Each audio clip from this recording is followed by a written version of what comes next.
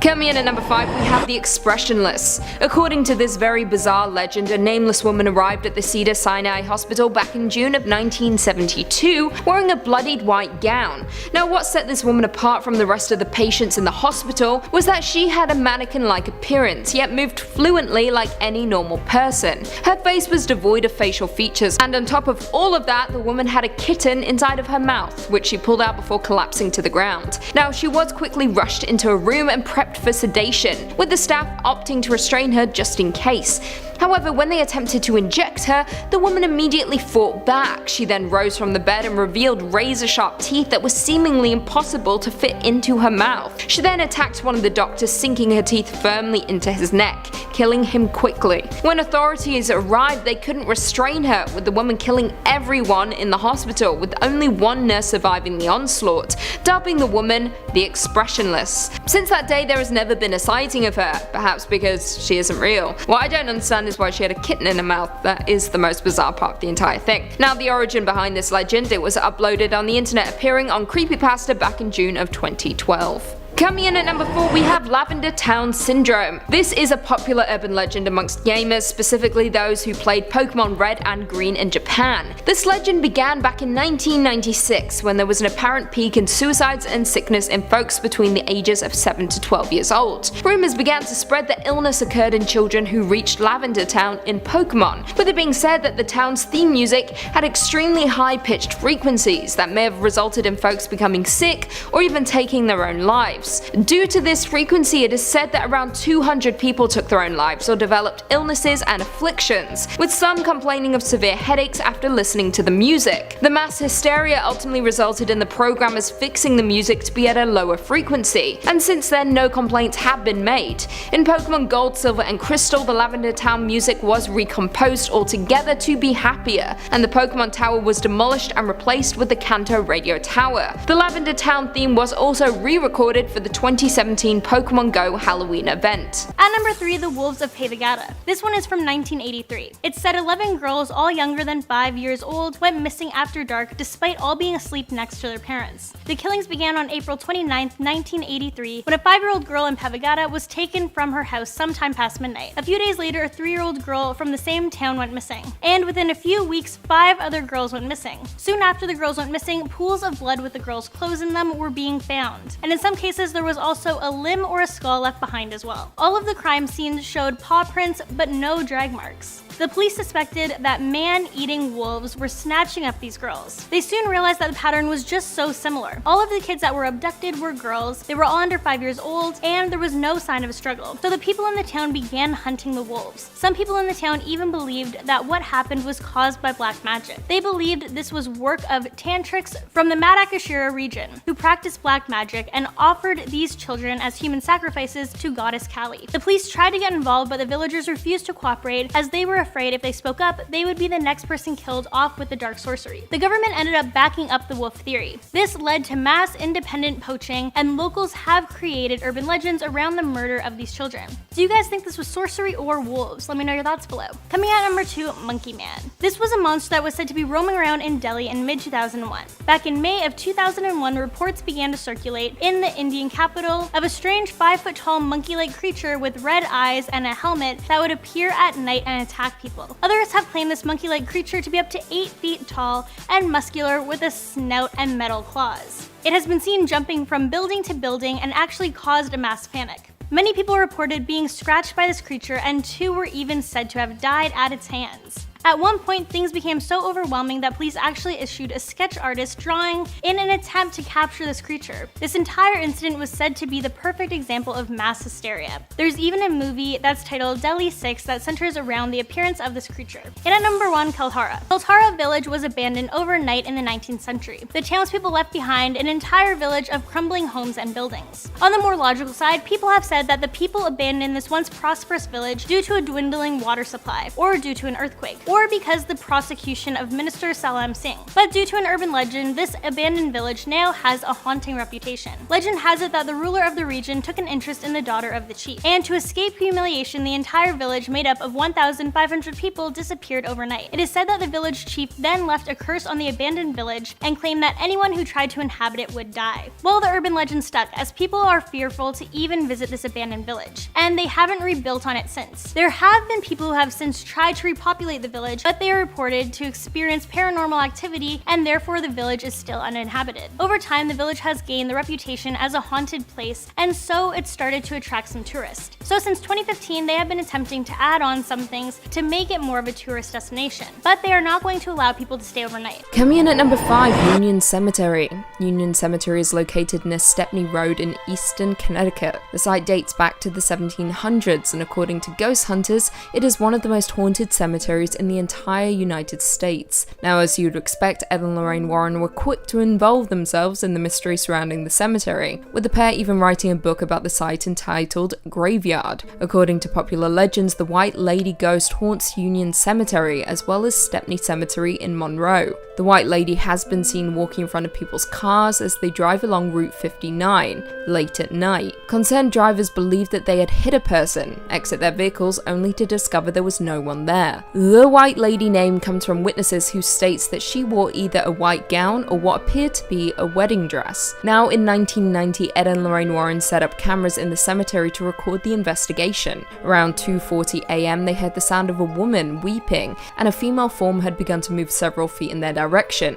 As Ed began to approach her, she vanished from sight. Nowadays, the cemetery is known to close after sunset. Coming in at number 4, we have the werewolf in London. Bill Ramsey from Southend-on-Sea in England was considered living proof that werewolves actually exist. Now, the first inkling of trouble for Bill came when he was just 9 years old. One day he was outside in his garden playing when he began to feel strange. An icy blast swept all over him, perspiration froze on his skin, and a foul stench made him need to vomit. Then, out of nowhere, anger and rage took over, and young Bill uprooted a fence post, with the fence still attached, and began swinging it around like a club. Should be noted that not even his parents could remove that fence post. Now, all returned to normal for a while. Ramsey grew up, became a loving husband and father of 3, and was instant free up until the 1960s. During this time, he began to be plagued by nightmares, cold sweats, and waking up panting like a wild animal. Not long after, he began to feel the same sensations he had that day in the garden when he was 9, and on one occasion he attacked a friend in a car on their way from a pub and manhandled police on several occasions.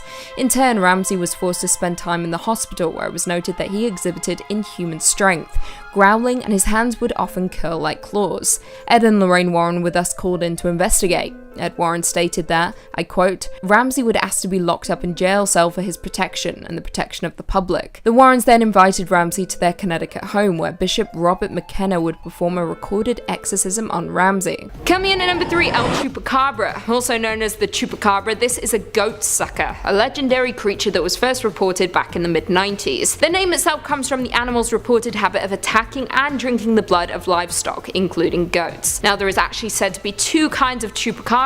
One is a reptilian kind, the true Chupacabra, and a canine kind, who are also called blue dogs. The first known sightings and attacks occurred back in March of 1995 in Puerto Rico. 8 sheep were found dead, each drained of blood. Investigators found 3 strange puncture wounds in the chest of the animal. A few months later in August, an eyewitness, Madeline Tolentino, reported seeing the creature in the town of Canovanas, when as many as 150 farm animals and pets were reportedly killed by the creature. Jumping forward to 1975, similar killings in the town of Mocha were attributed to the vampire of Mocha. It was initially believed that these acts were committed by a satanic cult, but later more killings were reported around the island, and many farms reported loss of animal life. Each of the animals were reported to have had their body bled dry through a series of small incisions. Now, like I mentioned before, the most common description of the Chupacabra is that of a reptile-like creature, said to have leathery or scaly greenish-grey skin, and sharp spines or quills running down its back. The other popular description is that of a strange breed of wild dog. It is described as being hairless and has a pronounced spinal ridge.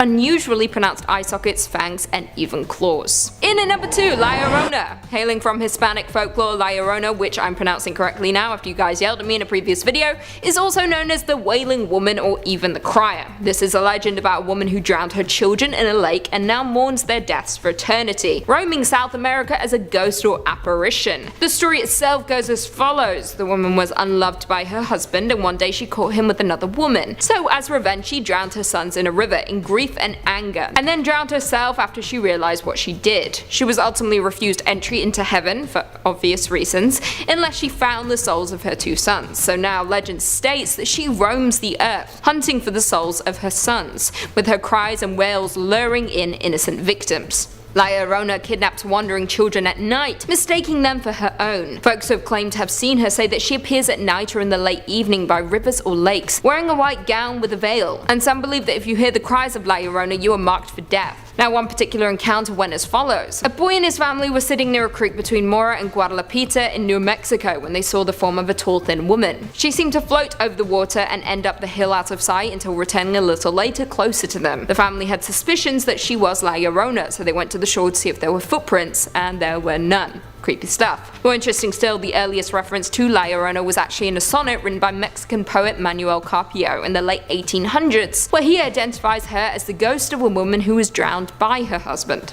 And finally, coming in at number 1, we have El Saban. Hailing from Colombia as well as Venezuela, El Saban, also known as the Whistler, is a legendary figure described as a lost soul. This tale originated in the 19th century, with the Whistler being described as the harbinger of death. According to the legend, a son kills his father. After he returns home to find his father attacking his mother. This angered the boy, resulting in him killing his father. Another version is a tad more disconcerting and states that the son was a spoiled brat, and on one afternoon he demanded that his father hunt for a deer, his favourite meal. However, when his father did not find any deer and instead returned empty-handed, his son killed him and cut out his heart, cooking them for dinner. Following this, a mother grabbed the boy's grandfather, who then tied the boy to a tree and unleashed a vicious dog on him. As this was happening, his mother put a curse on the boy, which ultimately condemned him to wander the plains as a ghost, carrying a sack of bones on his back.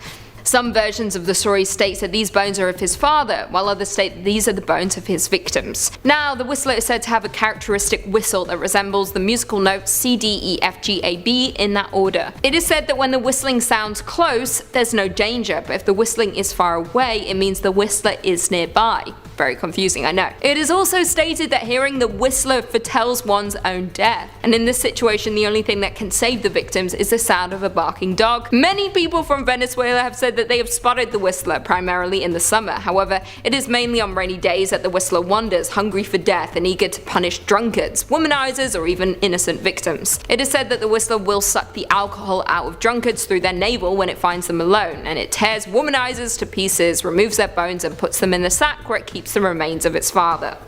Lovely stuff. In at number 5 we have Jim Morrison. Born James Douglas Morrison, he was a singer, songwriter and poet who served as the lead vocalist of the rock band The Doors. However, Morrison developed an alcohol dependency during the 60s, with him passing away unexpectedly at the age of 27 in Paris. As no autopsy was performed, the cause of his death remains unknown. He was ultimately laid to rest in the famous Père Lachaise cemetery. Over the years, his headstones were defaced or stolen until Morrison's own father placed a rather ordinary looking one on the site with an inscription in Greek, which reads, "Against his own demon." However, in 1997, journalist Brett Meisner was visiting the cemetery when he had this photo taken of him, standing in front of Jim Morrison's headstone. However, in the background of the picture, standing in the doorway of a crypt, you can clearly see a semi-transparent figure, arms held wide, which resembles the late singer. Many state that the pose is very reminiscent of a famous photo taken of Morrison. What do you guys think though? Ghost or trick of the light? Whatever you think, it's been enough to drive more tourists to the cemetery to attempt to catch a glimpse of the famous singer. In at number 4 we have Sweeney Todd. Now hear me out before we begin. Yes, I know that Sweeney Todd is said to hail from Victorian London, however this legend states that maybe he didn't, and maybe he walked the streets of France. First and foremost though, Sweeney Todd is a fictional character who appeared as the villain of the Victorian petty dreadful serial The String of Pearls. The tale became a staple of Victorian melodrama and London urban legend. A barber from Fleet Street, Sweeney Todd murders his customers with a straight razor and turns their bodies over to Mrs. Lovett, his partner in crime, who bakes their flesh into meat pies. However, could it be that the original Sweeney Todd was not from London, but instead hailed from medieval Paris? Legend states that Paris had its very own demon barber during the 14th century, and was perhaps the first home to the cannibalistic pastries from the murderous barber. During this time, the Rue de Marmousets was known far and wide for its succulent French delicacies, especially for those made by a butcher next door to a barbershop on the corner. The pies and pastries were said to be so tasty that even King Charles VI was said to have been a fan. From 1384 to 1387, the butcher was said to have been in cahoots with his neighbouring barber, with it being said that the pastries were so scrumptious thanks to the young flesh of the victims of the demon barber. The partnership was said to have thrived for 3 years and would have continued if their gory deeds weren't discovered. It was said that an abandoned dog was what gave them away, who was barking outside the door of the barber's. The police conducted a search and discovered heaps of humans' bones and flesh in the shed underbelly of the two shops. For their crimes, the barber and the butcher were burned alive, along with their shops, in order to exorcise the area from their evil. Coming in at number 3, we have the Alaska Triangle. Sometimes referred to as Alaska's Bermuda Triangle,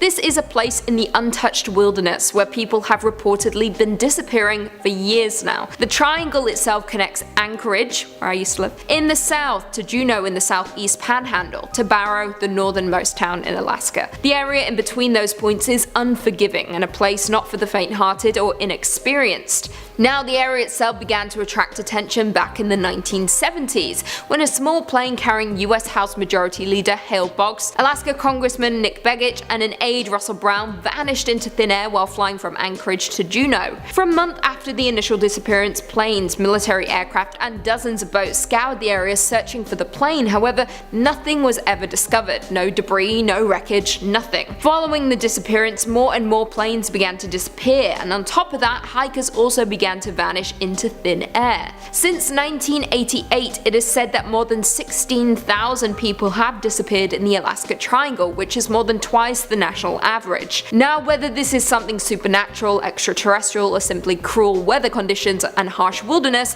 we don't know. However, the disappearances have been blamed on everything from aliens to energy vortexes to shape-shifting demons. However, the likely explanation is the wilderness itself. It can be truly unforgiving, and Alaska is big, most of it is untouched wilderness. Lots of bears to eat ya. Coming in at number 2, we have the Alice killings. To this very day, the Alice killings remain one of the most bizarre and unsolvable serial killings in Japan's history. Between the years of 1999 to 2005, a series of killings supposedly took place. Killings that were completely different and unrelated except for one common element, a calling card that the killer left behind each time. He would leave behind a playing card, which varied from killing to killing. It would be left at each scene in an obvious location, and on the card would read Alice, written in the victim's blood. According to the legend, the first victim of Alice killings was Sasaki Megumi. She was a 29-year-old restaurant owner who one day decided to walk home from a friend's house, seeing as she lived only a block away. Several people offered her a ride home, but she refused. She was seen leaving the party in the early hours of the morning. However, the next time she would be seen, she wouldn't be alive. The next morning, a couple walking in the woods discovered her body. She was supposedly torn apart, with the couple instantly calling the police. Inside the mouth of Megumi was a playing card, the Jack of Spades, which had the word Alice written on it. At the scene, there was absolutely no prints discovered, only vomit, which the woman from the couple admitted was hers. The next victim was said to be Yamane Akio. He was a known singer in a band who was abducted from his apartment on February 11, 2001. His bandmates were the last to see him alive, with a missing persons report being filed within days. On the home security footage, a hooded figure was seen entering through a side door and leaving with a large garbage bag that bulged strangely. The person in the recording was never found or identified, but it is believed to be the same killer because, like last time, at the scene of the crime an Alice card was discovered, a king of diamonds clutched in his hands. However, in a bizarre turn of events in 2005, a Spanish serial killer was jailed for the murder of 6 people, and it was said that he would leave playing cards on the corpses of each victim as well. And finally, coming in at number 1, we have Cropsy. Now, this legend is incredibly bizarre because it ultimately turned out to be true, and there is nothing scarier than a true urban legend. Cropsy began began as an urban legend, the boogeyman of Staten Island in New York City.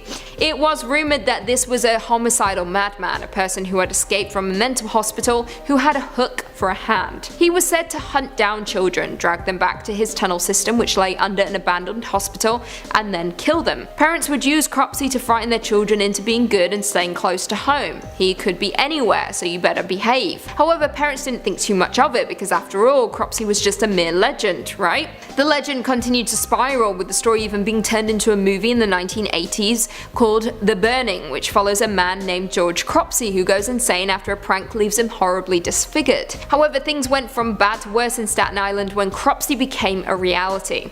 The boogeyman came to life in the form of Andre Rand, a homicidal madman. Rand worked as a janitor at the Willowbrook School on Staten Island, a place which was said to be horrifically cruel to its students. The school was built as a respite for children with disabilities. However, after it was revealed to be a living hell, it would close its doors in 1987. After its closure, janitor Andre Rand would continue living on the grounds and was suspected of kidnapping several children. However, despite this never being proven to be true, he was found guilty of the crime, specifically one kidnapping in 1988 and one again in 2004. The legend became so infamous across the state that a movie was made about the story and Andre Rand, simply called Cropsy. Coming in at our number 5 spot, Moo No Chua. Back in 2002, in the rural area of Uttar Pradesh, people were in a panic about this strange creature that was spotted swooping down like a miniature UFO, beaming red and green lights. The creature was described as looking like a hawk with metal claws that would come down and try to scratch victims' faces, which would then in turn leave them in excruciating pain. Many people were so terrified of this creature coming to get them that temples actually gave sermons to ward away any evil spirits. Some villagers were so fearful that the men would take guard at night, as that's when the thing was most likely to attack. To protect themselves, they had guns and water cannons. The police went around to the townspeople and told them that they had nothing to worry about and that this was just a rumor, and that the creature didn't actually exist, and also that the victims who were previously injured were probably injured by some unexplained force of nature. But the victims all reported that the same creature did this to them, and others have confirmed that they have seen it with their own eyes, so who really knows? In at number 4, Sanjay Vaughn. Oh man, so Sanjay Vaughn is basically known as one of the most haunted places on Earth. When you look it up, there are endless amounts of haunted stories involving the forest. The forest is 784 acres and it has many winding bay entries. The most popular haunted story being about the White Lady. Many hikers have reported seeing a woman draped in white wailing among the bay entries before disappearing. So this is more hearsay than anything, but there are hundreds of people who have claimed to see her clear as day. Some have even tried approaching her, but just like others have said, she ends up vanishing. So either hundreds of people have decided to band together to make this up, or it's something they actually witnessed, and it may just be true. In at number 3, we have the disappearance of Ashley, Kansas. Now, this is a bizarre urban legend, but one of my favorites on this entire list. It is said that back in 1952, an anomalous incident occurred in the town of Ashley, Kansas. However, it should be noted that this isn't, nor has ever been, a real place. Sorry to burst your bubble. However, the legend states that back in 1952, an earthquake occurred in the middle of the night, resulting in strange happenings. Specifically, the town of Ashley, Kansas abruptly disappearing. When police went to investigate, they found nothing, only a smoldering burning fissure. It was said that the 679 residents of the town were missing. However, the search for them was called off after 12 days of searching. The legend also goes on to state that not long after, yet another earthquake occurred,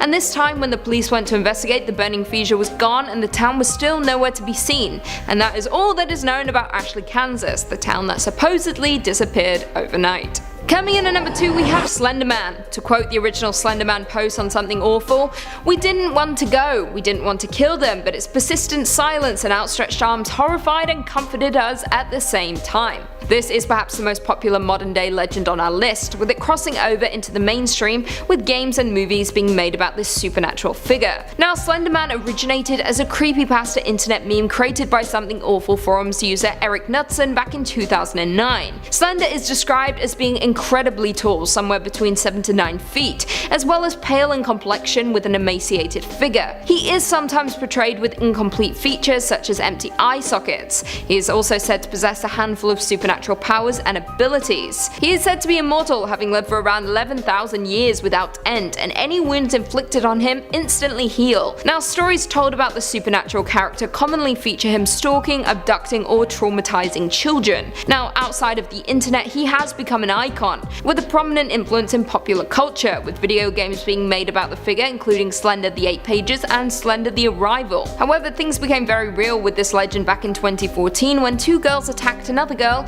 and claimed to the courts that they did it for Slenderman, which is absolutely terrifying. And finally, coming in at number 1, we have the Russian sleep experiment. This urban legend emerged a few years back in 2010, so sorry to disappoint in advance, but this one is certainly not real, but that doesn't stop folks from speculating. Now, the legend itself recounts a supposed experiment that took place in the late 1940s in a Soviet test facility. According to the legend, 5 prisoners were kept in a sealed gas chamber with a continually administered airborne stimulant, which kept them awake for 30 consecutive days. Now, the prisoners volunteered for the experiment under the false promise that they would be released after the 30 days. For the first few days of the experiment, the prisoners behaved normally, chatting with one another and even talking to researchers through the one-way glass. However, over the subsequent days, things quickly turned much darker. After 9 days, one of the prisoners began screaming uncontrollably for hours on end, while the other prisoners seemingly had no reaction to the odd outburst. The man ultimately screamed for so long that his vocal cords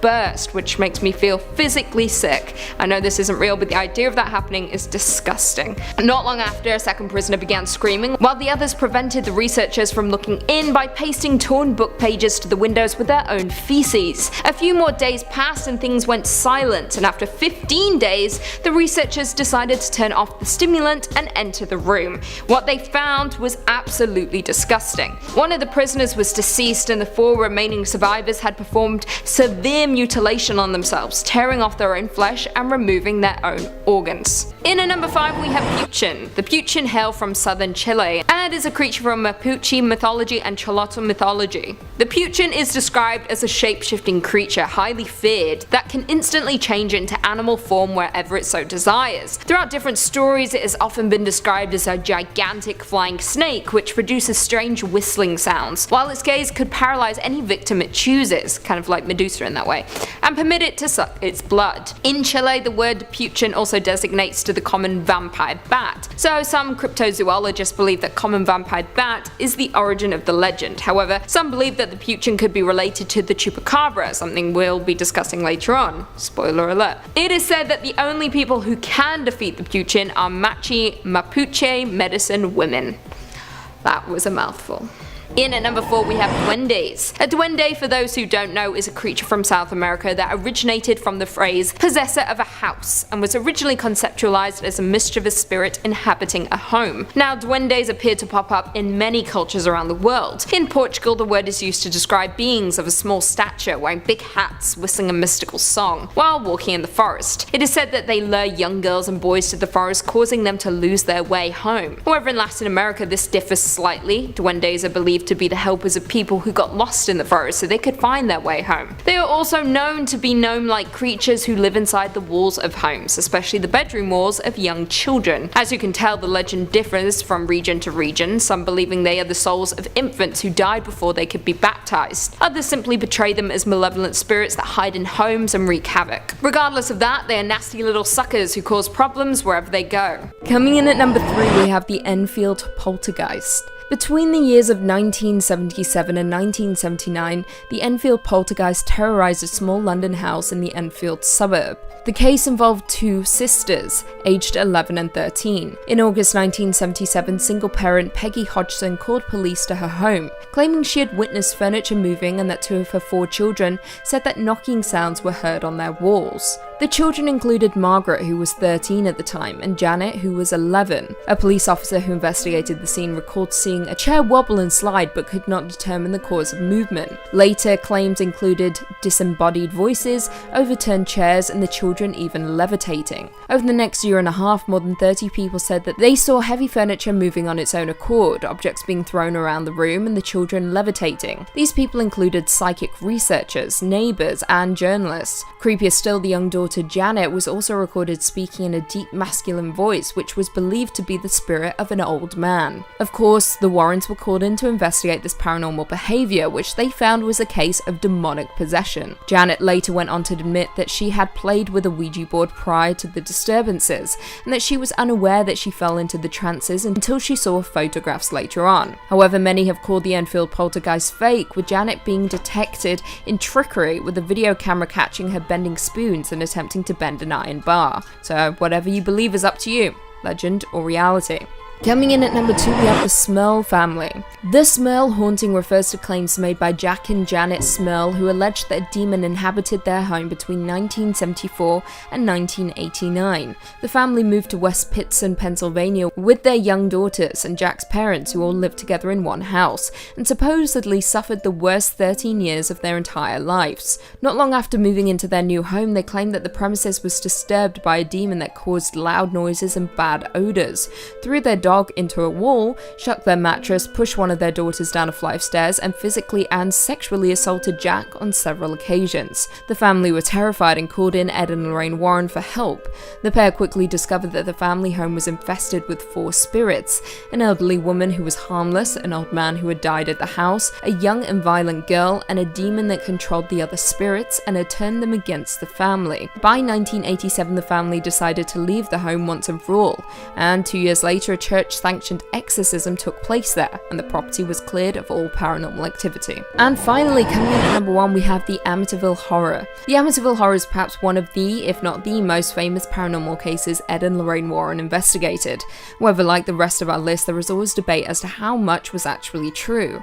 Some backstory to begin though. On November 13th, 1974 at 3:15 a.m, Ronald DeFeo Jr. killed his parents and siblings with a rifle while they were sleeping peacefully in their beds. Around a year later, the Lutz family moved into the home on Ocean Drive. However, after just 28 days, the Lutzes left the house claiming to have been terrorized by paranormal phenomena while living there. Supposedly, during their time living there, a priest was called in to bless the home, and he warned the family, do not use the upstairs room as a bedroom and do not let anyone sleep in there. Within days, things began to go wrong for the happy family. Their young daughter made an imaginary friend with a red-eyed pig. Foul odors filled each room, furniture moved and levitated, and banging would frequently be heard throughout the house at night, in turn forcing the family to flee. Enter Ed and Lorraine Warren. The pair investigated the house and soon discovered that the land the house had been built on had previously been used by a practicing black magician who had requested to be buried on the land, and he remains there to this day. A TV crew was also called in to film the investigation, with them snapping a photo that seemed to show a boy with glowing eyes. In a 2013 interview, Lorraine Warren said that the Amityville house was the one case that haunted her the most. She also went on to state during a press conference for The Conjuring, I quote, Amityville was horrible. It was absolutely horrible. It followed us straight across the country. I will never go to the Amityville house ever again. Whether you believe the story or not, something certainly spooked the Warrens enough to never return there again. Coming in at number 5, the Dog Boy. Hailing from Arkansas, the legend of the Dog Boy is one of the most infamous around the state. In 1954, Gerald Floyd Bettis, born to parents Floyd and Eileen Bettis in the Bettis house, during his early years, locals would say that the boy would catch dogs and cats and keep them in his home. However, what he was doing with these animals was absolutely horrific. However, what he was known for was the treatment of his parents. It was said that he imprisoned them in the attic, keeping them in there for years. According to reports, he abused them, but he wasn't arrested for it until after the death of his father and the continued abuse of his mother. He ultimately died in prison of an overdose, but since then people have claimed that paranormal goings-on have occurred at the former home. Flickering lights, strange noises, and moving objects have all been reported over the years. In some versions of the legend, his ghost walks on all fours and is shaggy like a dog, while in other versions he appears as a towering man donning a brown jacket and a bow tie. Coming in at number 4, we have Dudley Town. Dudley Town is an abandoned settlement in Connecticut in the United States, more commonly referred to today as ghost town. Since the mid-1920s, the land occupied by the village has been maintained. However, due to vandalism and trespassers, the site is no longer open to the public. Now, some history before we get into the nitty-gritty of this legend. Dudley Town was never an actual town. The name was actually given to the portion of Cornwall that included several members of the Dudley family. A local rumour has since circulated online that alleges that the founders of Dudley Town were descended from Edmund Dudley, an English nobleman who was beheaded for treason during the reign of Henry VIII. From that moment on, the Dudley family was placed under a curse which followed them to America. This curse is what was ultimately blamed for instances of crop failures and mental illness in the village. On top of that, Dudley Town visitors also report seeing paranormal phenomena such as an unnerving lack of wildlife, floating orbs of light, and sinister wolf-like black shadows. Not only that, but there is also said to be a mysterious group in the area called the Dark Forest Association that is said to police the grounds with militant force. What exactly is going on in Dudley Town? I don't really want to know. Coming in at number 3, the Catacombs. The Catacombs of Paris are underground ossuaries which hold the remains of more than 6 million people in a small part of a tunnel network built to consolidate Paris' ancient stone quarries. Now, it was largely forgotten until it became a novelty place for concerts and various other private events in the early 19th century, as well as a hotspot for urban explorers. Now, as you would expect, there are a ton of legends surrounding this creepy burial site, so I'll be listing off a handful. Let's start with the ghost of Philbert Espard. During the French Revolution, Philbert was a doorman at the Val de Grace Hotel. During a mission to fetch a liqueur from a cellar, Philbert wound up in the Paris catacombs instead, walking around in the darkness alone with just a single candle. He became lost and confused. His body was not found until 11 years later when a group of cataphiles uncovered it. His body is now buried in the catacombs in the exact spot that he was found. Legend now states that on each November 3rd, Philbert's ghost haunts the labyrinth of the catacombs. However, the most disturbing story hails from the 1990s when a group of cataphiles were walking through the catacombs and discovered a video camera on the ground. To their surprise, the camera held footage on it. While watching the footage, it became apparent that the man filming was lost and had no idea how to escape the winding tunnels. The video then ends abruptly with the man dropping the camera on the ground and running off into the unknown. He was never discovered. However, it was this legend that many believe As Above, So Below, the movie, was based off of. Coming in at number 2, we have The Phantom of the Opera. We're all familiar with the 1986 musical based on the book by Gaston Leroux, with music by Andrew Lloyd Webber. Its central plot revolves around a beautiful soprano, Christine Daae, who becomes the obsession of a mysterious, disfigured musical genius living in the subterranean labyrinth beneath the Paris Opera House. But did you know this story is actually based on legend, with many Parisians being all too familiar with the story of the Phantom and the mysterious box number 5 at the Garnier Opera House. This legend began at the Music Conservatory on Rue Les Pelletiers, where it is said that a young pianist and a young ballerina fell in love.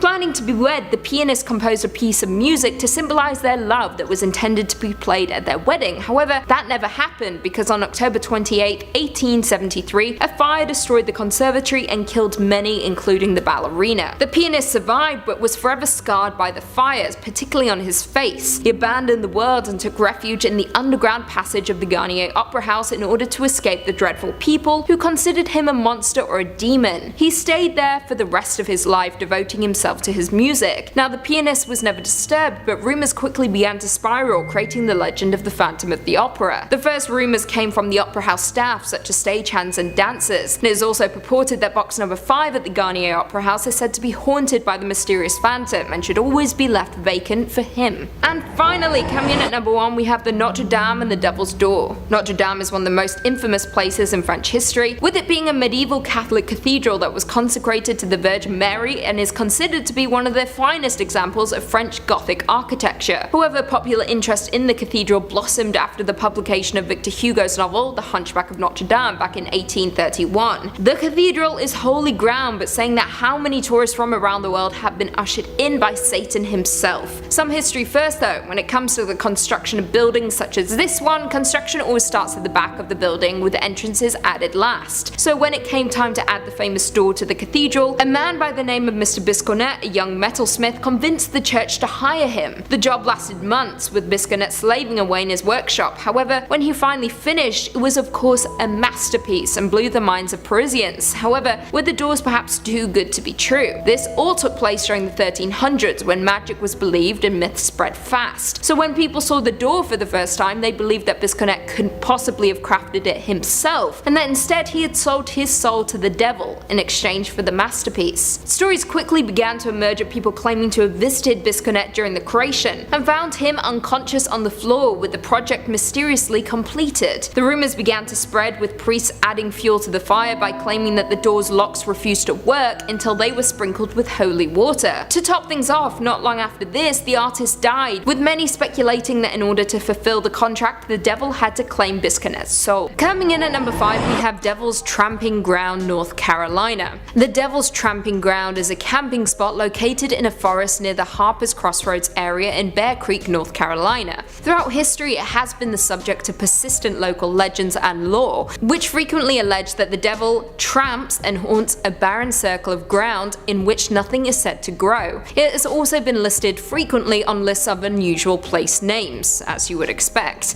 In North Carolina, tales about the ring, also known as the circle of ground, are well known. These include the disappearance of objects left within the ring overnight, dogs howling, and strange events occurring to those who are brave enough to spend the night within its boundaries. It has been alleged, as I previously mentioned, that nothing has grown within the ring for 100 years. Legend says that this is the very place that the devil himself can rise from the depths of fiery hell and thus come to earth. Sounds great to me. It is also said that at this place the devil is supposed to walk in circles on certain nights and bring his evil into this world.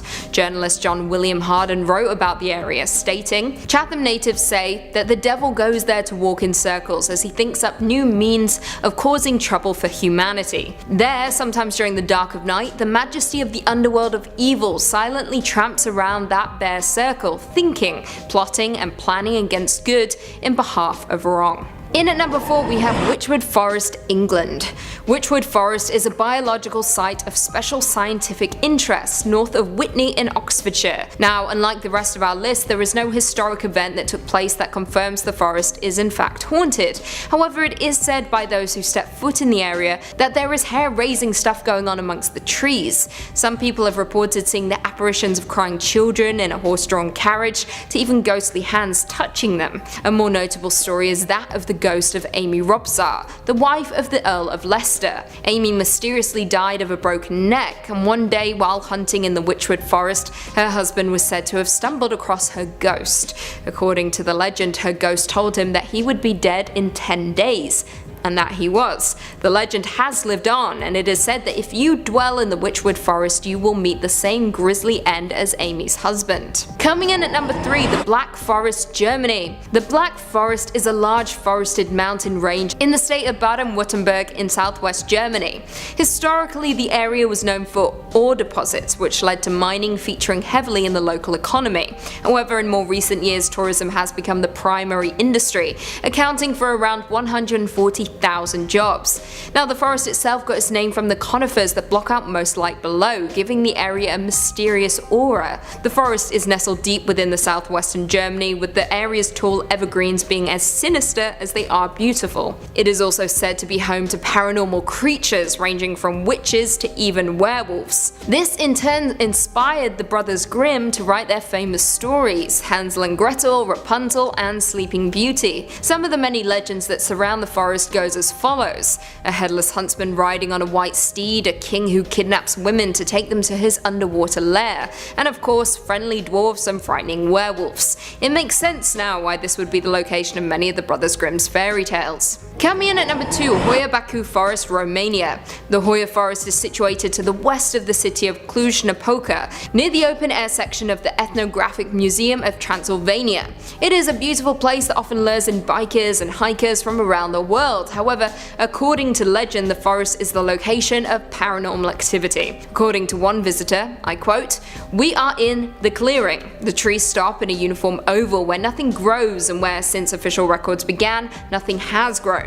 Once when I came here," says Alex, our guide, "I found 60 people from Bucharest trying to open a gate into another dimension." Now, the clearing is supposedly the creepiest place in the entire forest and is said to defy the investigations of soil scientists, and attracts Roman witches, as well as people trying to clean the forest of its evil. Now, the forest first came to international attention in 1968, when a military technician by the name of Emil Barnier photographed what he believed was a UFO hovering over the clearing.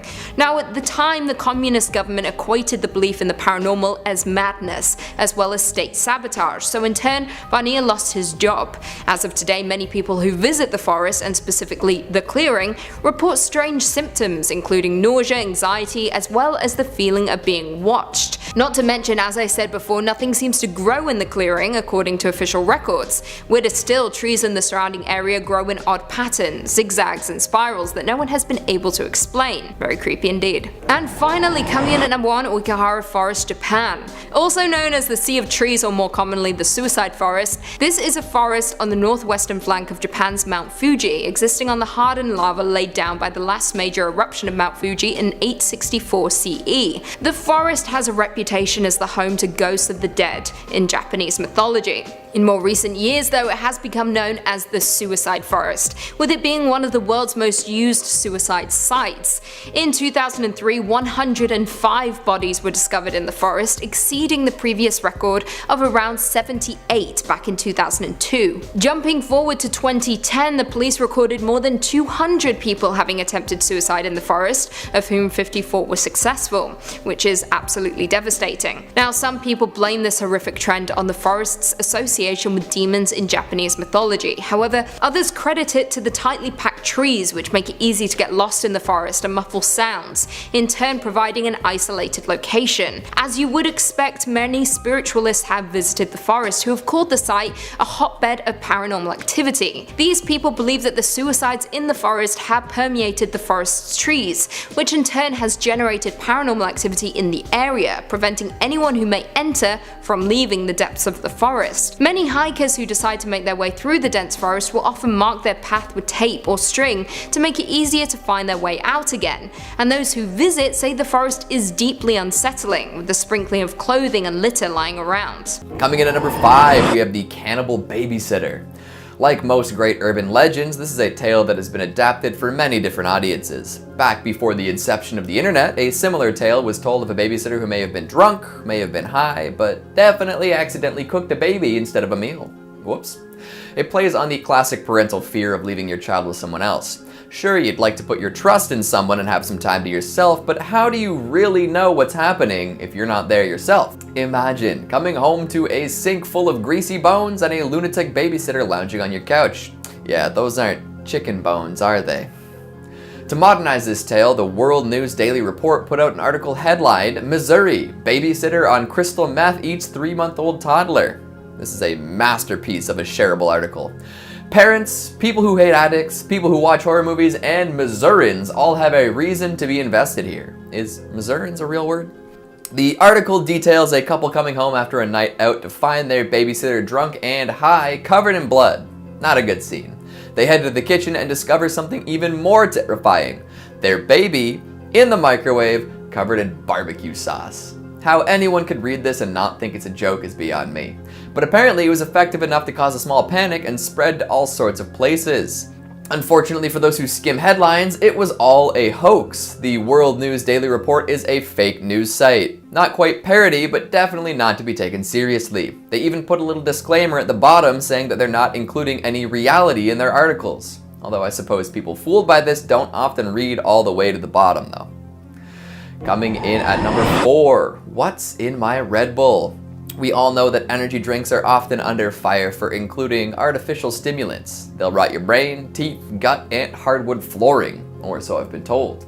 Remember that lady who had the whole science fair presentation on why Monster Energy drink is actually the mark of the devil? 666? Good times. Well, if you wanted to scare the crap out of vegans, cowboys, and generally anybody who doesn't want to unknowingly ingest reproductive fluids, you could tell them about this urban legend. Somehow, the rumor that Red Bull includes bull semen in their beverages took off. You see, Red Bull has taurine. This is an organic acid which is actually often found in infant milk formulas. If we dive a little deeper into this word, taurine, we'll find a couple of things. 1, tor is a Greek or Latin root for bull. Still with me? The second half, "ine," something derived from a bull, eh? Understandably, people thought of this and immediately came to the conclusion that taurine is something made by a bull, which is actually supported by the fact that it was originally isolated from ox bile, although these days we know that it's found in many more animals, including humans. But back to the stuff made from bulls, people heard taurine and then saw that big red bull on the front of the can and thought, geez, what are they taking from bulls? This stuff that gives you energy? Makes you feel alive? Are the good folks at Red Bull feeding us vital essence from bulls? Ew. Once this conclusion was made, it spread like wildfire. In fact, it became such a popular theory that Red Bull had to address it on their website. If you visit it and look at the FAQ, you can find a Q&A pertaining to the idea of testicles in your drink. Q. Is taurine made from bull's testicles? Is taurine a derivative of bull's testicles or semen? A. The taurine in Red Bull energy drink is a purely synthetic substance produced by pharmaceutical companies and is not derived from animals or animal materials. All ingredients for Red Bull energy drinks are synthetically produced by pharmaceutical companies. This guarantees the highest quality. So there you have it. No need to worry about any funny business in your Red Bull. Just try not to drink too much in celebration. Coming in at number 3, we have HIV Oranges. On the topic of unwanted bodily fluids in our foods and beverages, let's consider the curious case of the contaminated citrus. In February of 2015, somebody posted an image of sliced oranges on Facebook. The oranges had little bits of red coloration in them, and they were not blood oranges. Or were they? According to the poster, the oranges had come from Libya and were seized in Algeria on the grounds that they had been injected with HIV-positive blood. The post read, "The immigration services of Algeria recovered a large quantity of these oranges coming from Libya. These oranges were injected with positive tested HIV and AIDS blood. Please share this message and warn people of the dangers involved." I mean, if the wording of that message doesn't convince you someone put their blood in oranges, I don't know what will. The image was found all over the place after that, with people either being really skeptical of the bloody fruit or having absolute freak-out meltdowns. Regardless of the reaction, there's no real threat here. Firstly, it's obviously a hoax based on the baselessness of the claims and the lack of official language in the original post. Somebody just decided that oranges coming from Africa must have some sort of HIV risk involved, as weird xenophobic people tend to do. Secondly, there is no threat of HIV transfer either way. HIV can't be transferred via fruit. The rare cases where HIV has been transferred via foods happens when food is pre-chewed by an HIV-infected caregiver. And these oranges, not pre-chewed. You can't get HIV from consuming food handled by an HIV-positive person. Even if it did contain small amounts of blood, which it likely doesn't, the virus would be destroyed by exposure to air, heat, or stomach acid. And who would put blood in an entire shipment's worth of oranges anyways? Coming in at number 2, we have Obamacare Microchips. What a fun pairing of words, am I right?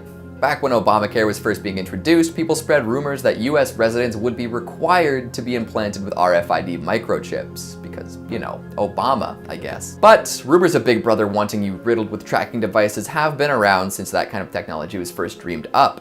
Folks are always worried that the government's going to tie them down and staple a blinking sensor into your spine or something. The Obamacare microchip legend began with some real documentation though. However, there were two things wrong with the rumor. One, it was taken from an outdated piece of tabled legislation that never passed, and two, the legislation they were looking at was misread and misinterpreted. See, someone pulled the phrase, "This sort of device be implanted in the majority of people who opt to become covered by the public healthcare option" out of some healthcare legislation in 2010. This particular passage was used as damning evidence that Obama wanted to track every citizen come hell or high water. However, this sentence was from an earlier version of legislation that wasn't passed by Congress. And if you're worried that Congress attempted to pass some bills that mandated microchips for every American, fret not. It was actually referring to a healthcare registry that would allow the Department of Health and Human Services to collect data about medical devices like pacemakers and hip replacements. It was meant to help track effectiveness and facilitate the distribution of manufacturer recall notices. No microchips necessary. It makes sense that people are scared of having their every move tracked though. There's something ironic about that crowd sharing these theories on Facebook for iOS though. And finally at number 1, Charlie. A sort of modernized Bloody Mary, Charlie Charlie was a spirit summoning game for the online era. In 2015, the Charlie Charlie Challenge blew up. Videos of kids putting 2 pencils on a piece of paper labeled yes and no were everywhere. Apparently, if done correctly, you could get a demon or ghost to answer simple questions. The origins of said demon or ghost varied widely depending on who you asked. Some said it was a Mexican spirit, and others said it was a child who was abused. Earlier tellings of the story seemed to favor the child, which in retrospect makes sense. What kind of Mexican ghost has the name Charlie? Carlos, maybe, but there's no Spanish history in the name Charles. Regardless of the ghost's backstory, it scared a whole lot of people. Most of the movement in the pencils could probably be attributed to gravity in the wind, or the nervous shaking and breathing of whoever set it up, but folks really thought there was a demon in their presence. To double down on the urban legenditude, it was also claimed that Charlie Charlie was a viral marketing scheme. People seem to think that the marketing team behind the movie The Gallows created the challenge to market their movie. Snopes stepped up and did some background research and found that early examples of the challenge predated the movie and its marketing. However, the idea that the Gallows co-opted the viral spookfest and used it smartly to promote their product isn't too far-fetched.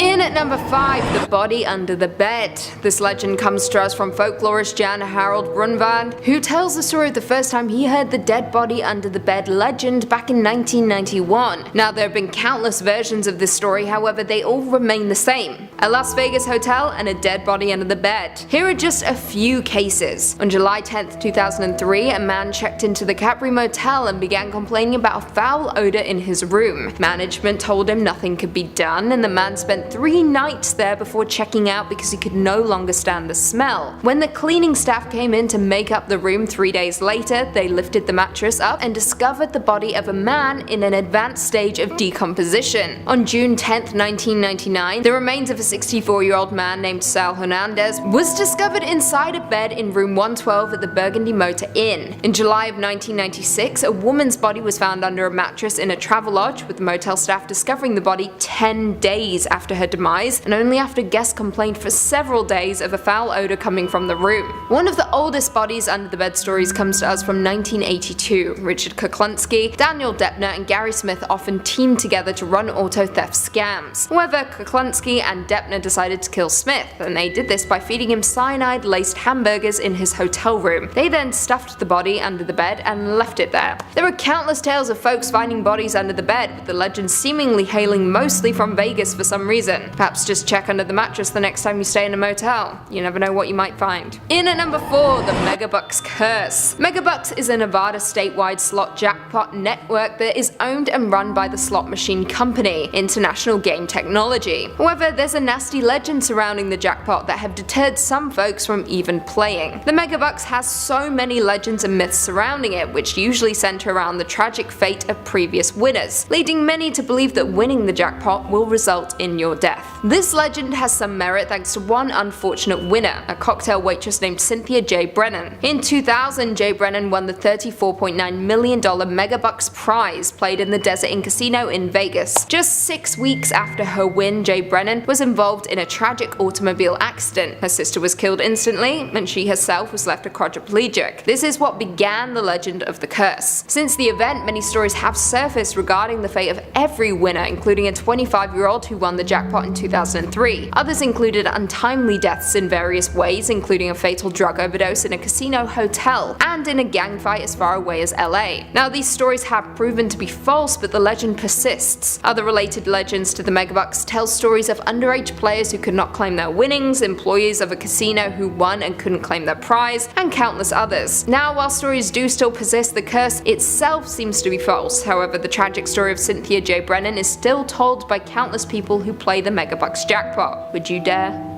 I would.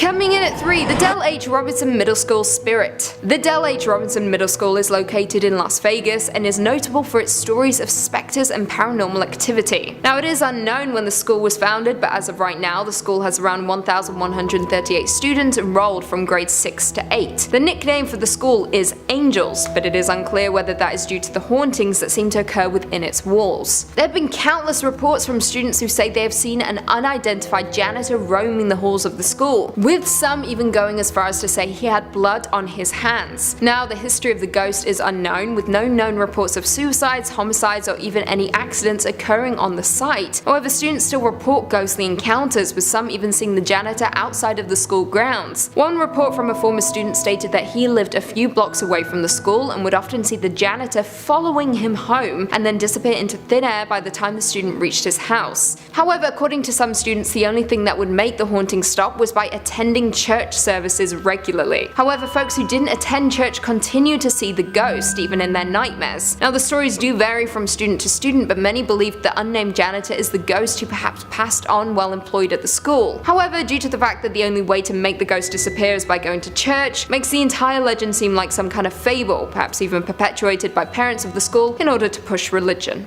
Just saying. In at 2, the ghosts of the MGM Grand Fire. Back on November 21st, 1980, a huge fire occurred at the MGM Grand Hotel, the second largest loss of life hotel fire in history of the United States and the deadliest event in Nevada state history. Due to the fire, 87 people died and over 700 were injured. Now, the fire began in a deli on the casino floor due to a number of electrical issues that took place that morning. The deli, however, had no sprinklers or smoke detectors, and after a failed attempt by one employee to contain the fire, witnesses contacted the fire department. A fireball then quickly exploded in the restaurant, setting the casino and the rest of the hotel ablaze. Firefighters did manage to isolate the fire to the first few levels, but couldn't control the smoke, which spread quickly up the hotel's floors, through the elevator shaft and stairs. Given that it happened in the morning, many of the guests were in their rooms asleep and were not even notified of the fire below. Some guests tried to escape into the stairwell, however the doors to each floor locked behind them and no one in the stairwell survived. Guests that did survive were those that escaped to the roof and were evacuated by helicopter or rescued by firefighters. Bally's Hotel and Casino, where the MGM fire once burned, is now said to be haunted, with guests reporting weeping and coughing coming from inside the rooms and the stairwell. Some have even reported ghostly apparitions on the same casino floor as the site of the fire. Many have even seen ghosts gambling as they were in their final moments of living.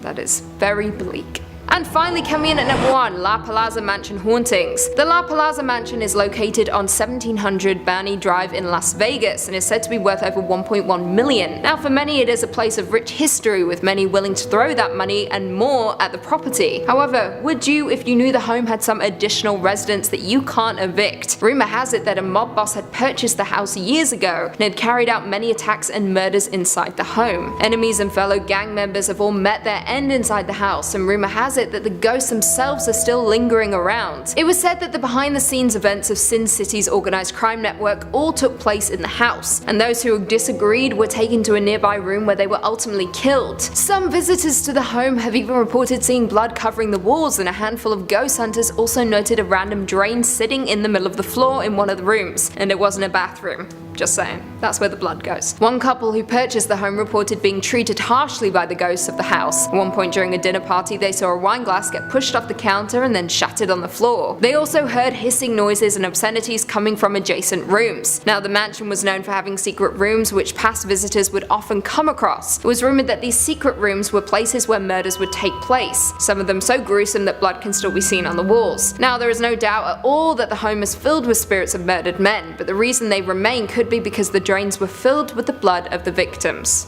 Awful. Number 5 on this list is the Falling Boy.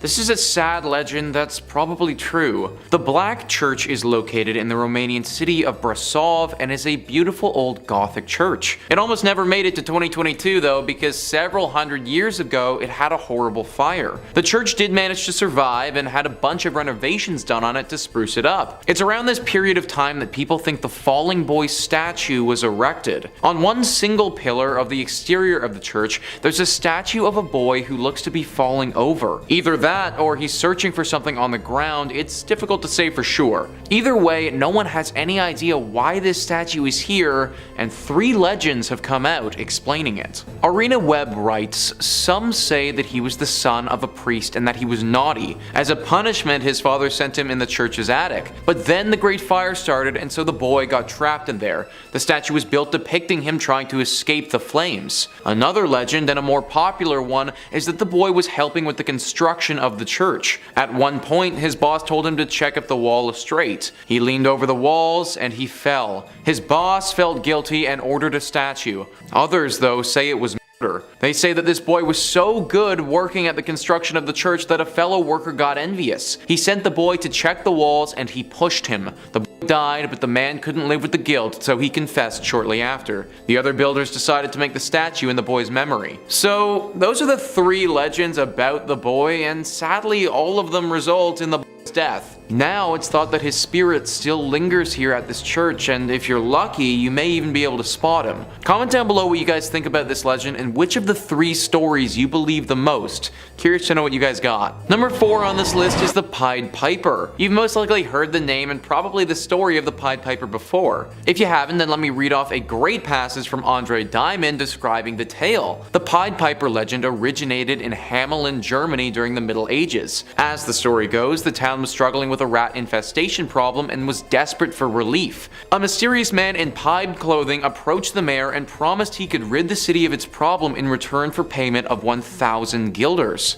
The mayor agreed, and the man played a magical pipe to lure all the city's rats to a nearby body of water where they drowned. When the piper returned for his reward, the mayor refused. As if visualizing a rat infestation was not traumatizing enough, the story then takes another sinister turn. Furious that he had been cheated, the piper soon returned to the town of Hamelin on St. John's and Paul's Day. As the grown members of the town attend church, the piper once again played his magical pipe through the streets, this time luring the town's 130 children from their homes. Depending on the version of the story, he either led them to the lake or into a cave, and none were ever seen again. Most versions agree there were a few children left behind. One was crippled and he could not keep up, one was deaf so he could not hear the music, and one was blind and could not see where the other children were going. When church let out, the survivors told the townspeople what had happened, and the rest is history. Now you're probably thinking, okay Nick, well what the hell does this have to do with Romania? Well, there's another version of this legend that says this man took the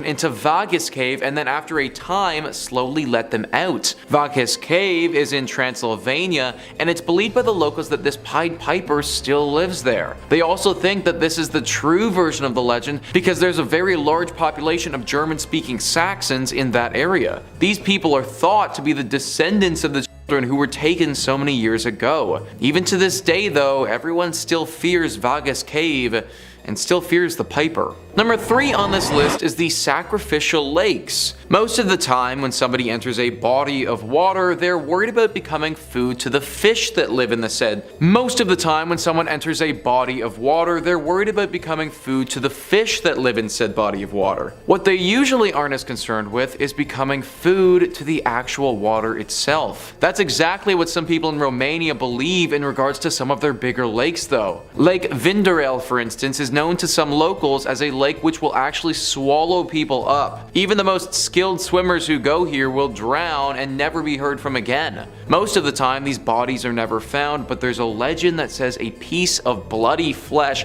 floats on top of the water at all times. Lake Vinderel is one of the most famous, but it isn't the only lake in Romania that has some dark lore around it.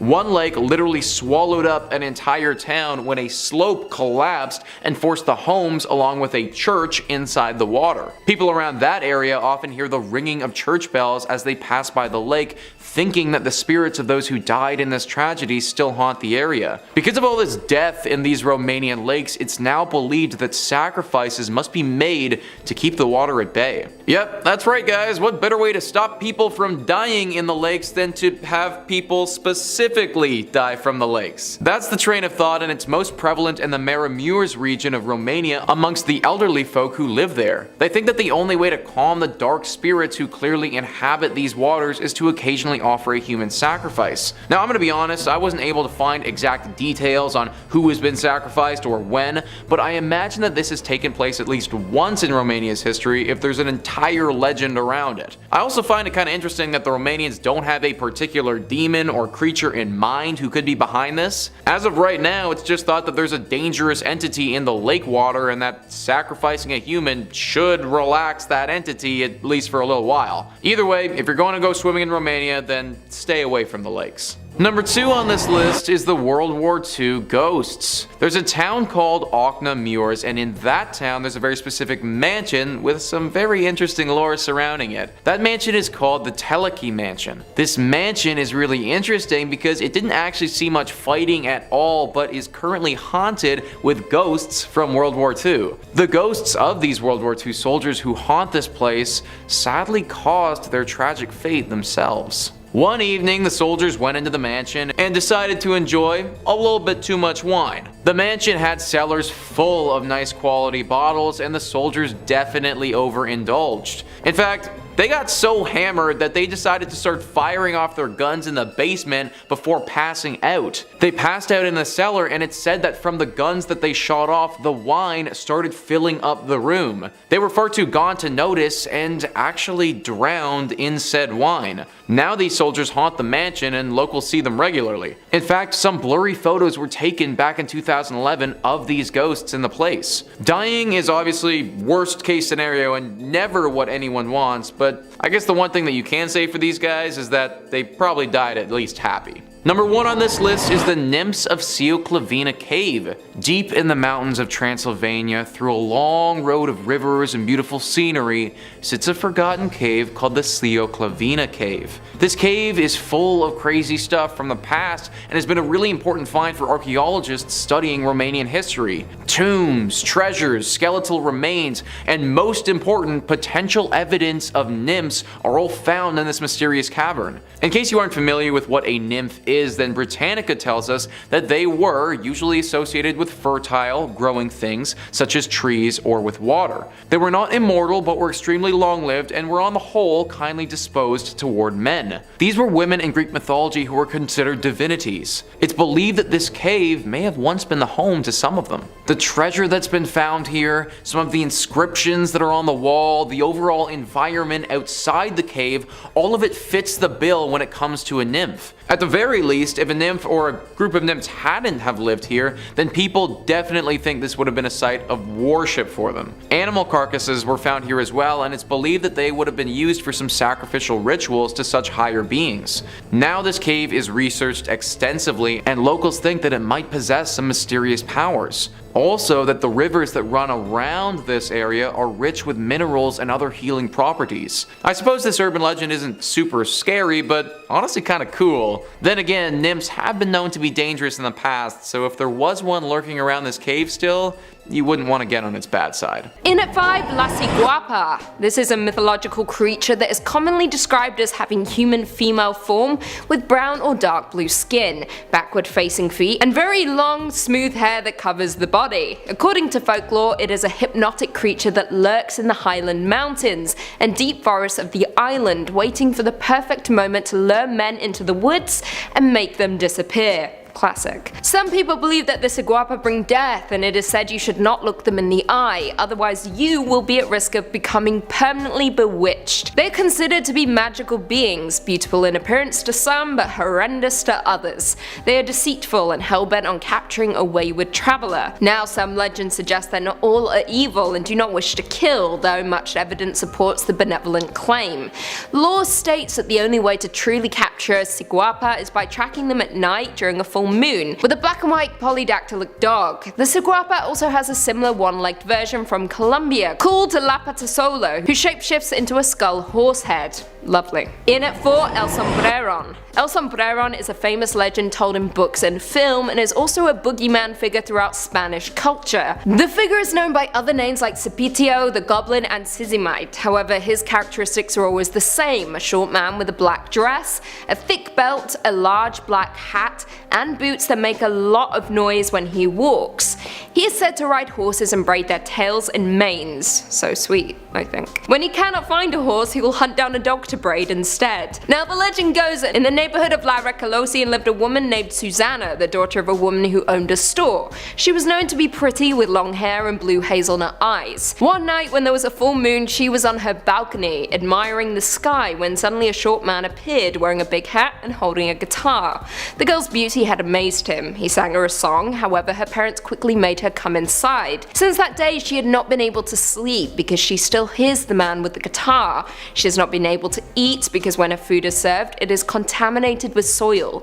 Her worried parents took the young girl to a priest in order to rid her of the entity. A few days later, El Sobreron disappeared for good. In at 3, Duende. Duende is a creature from Spanish folklore that has been conceptualized as a mischievous spirit inhabiting a house, often living inside the bedroom walls of young children. They are even known to clip the toenails of unkempt children, often leading to the mistaken removal of an entire toe.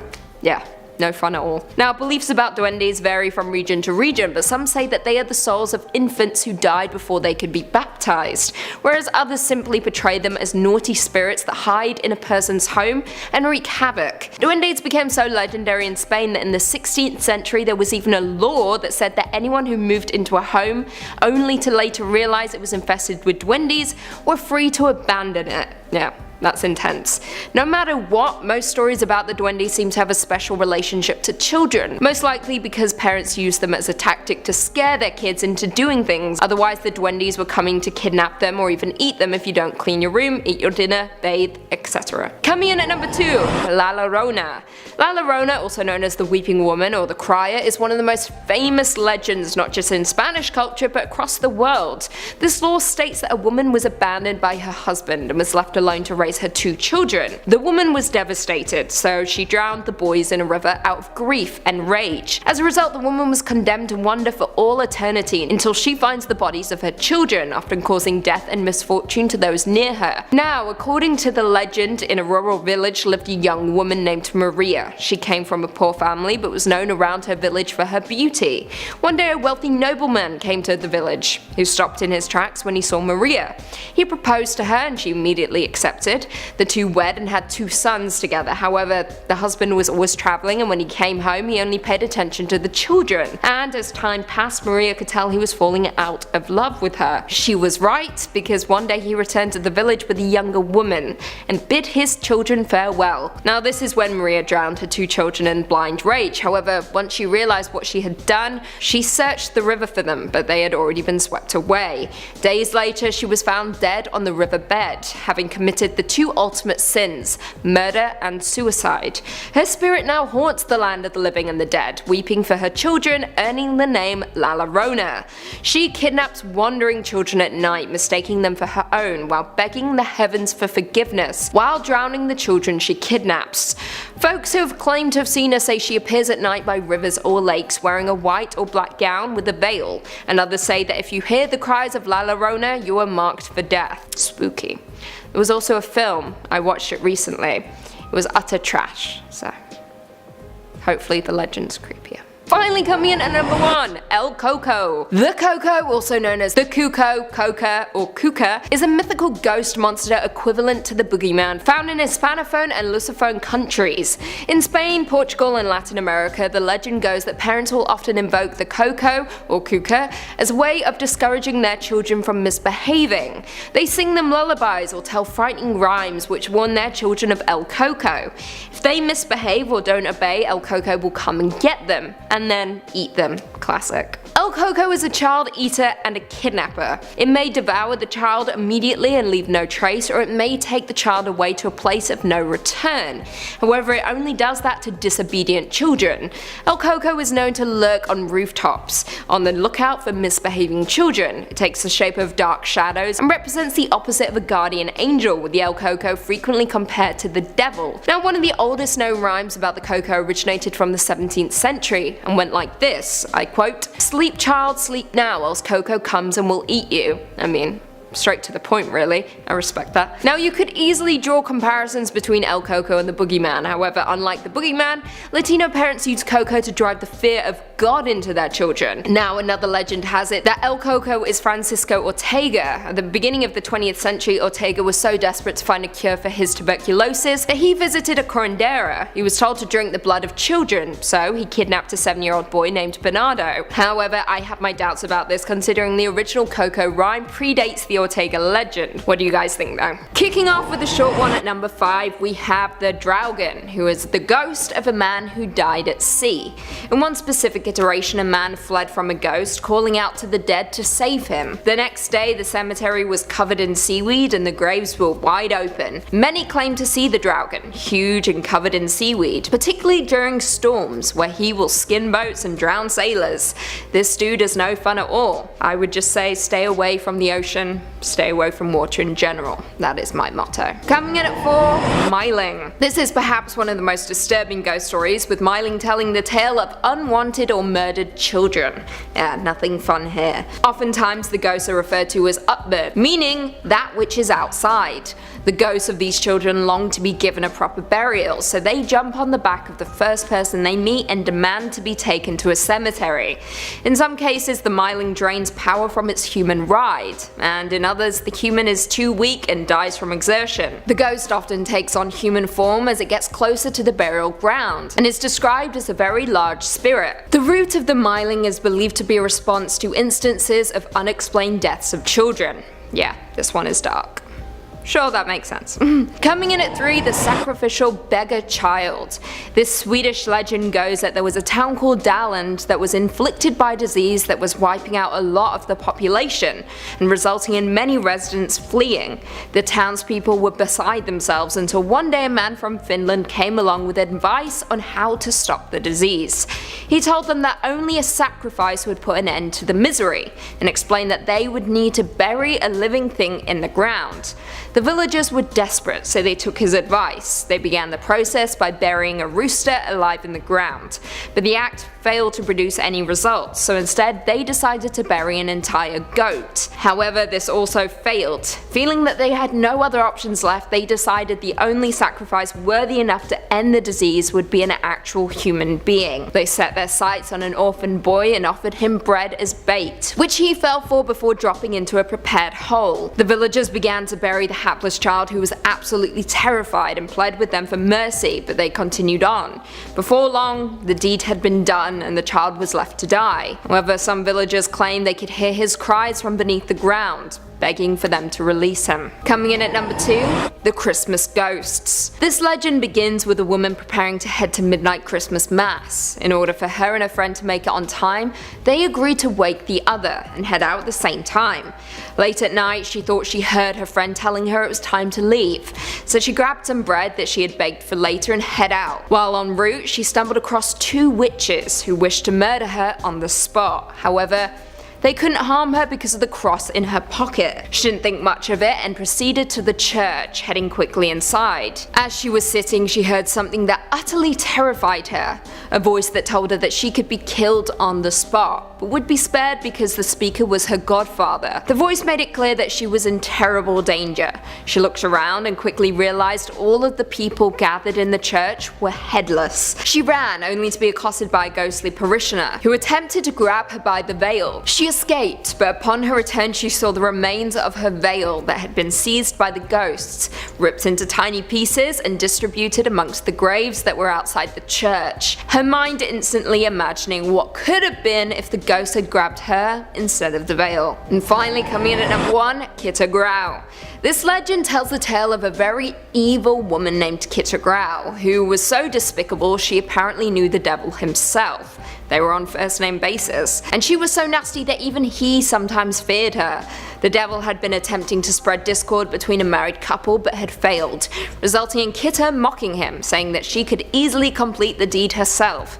So she did just that, with the devil's encouragement, even promising her a beautiful pair of shoes if she were to succeed. Kitta first went to the wife, informing her that her husband was a wonderful man, but there was evil in his heart.